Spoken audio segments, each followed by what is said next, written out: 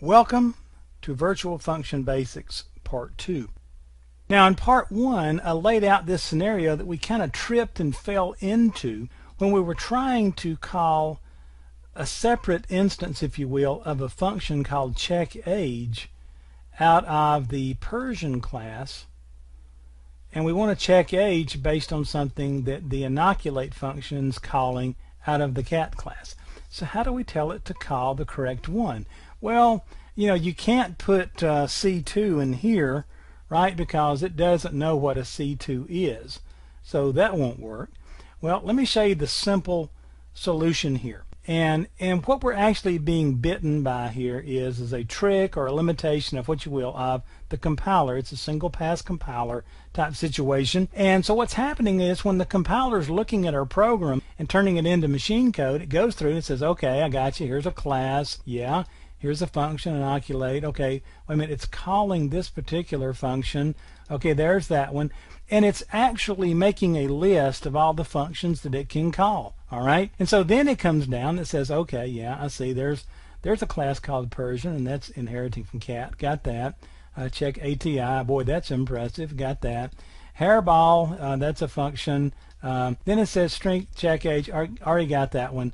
And it just keeps going. It doesn't see this one as a separate one, is what I'm getting at. All right, and so anytime it tries to do check age, it just simply reaches into this one. All right, and so let me run this again, and let's make the problem evident here so you can see it when the solution shows up. Okay, so let me clear this. So when we run virtual function, it's obviously checked both cats. All right, both instances, even the C2 inoculate, against that check age up here in the cat class, because it says yes, the cat. All right, and so even if I change this down here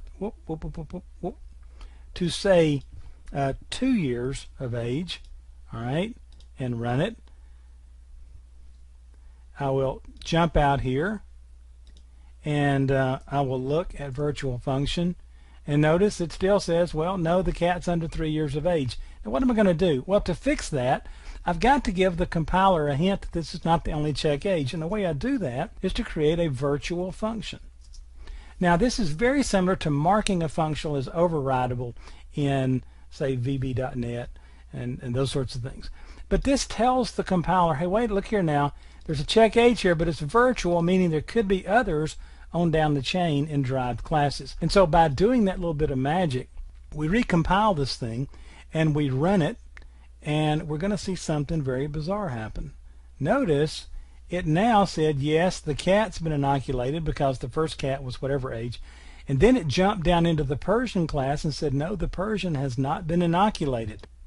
This gave the compiler a hint that, hey, if somebody's calling that out of this class and they're calling inoculate from that class, then you also have another check age that you want to look at as well. Now what a lot of people will do, since this check age is down in Persian, is they will go ahead and use the virtual keyword down there too, just to let themselves know that, hey, there's another one of these up higher in the structure.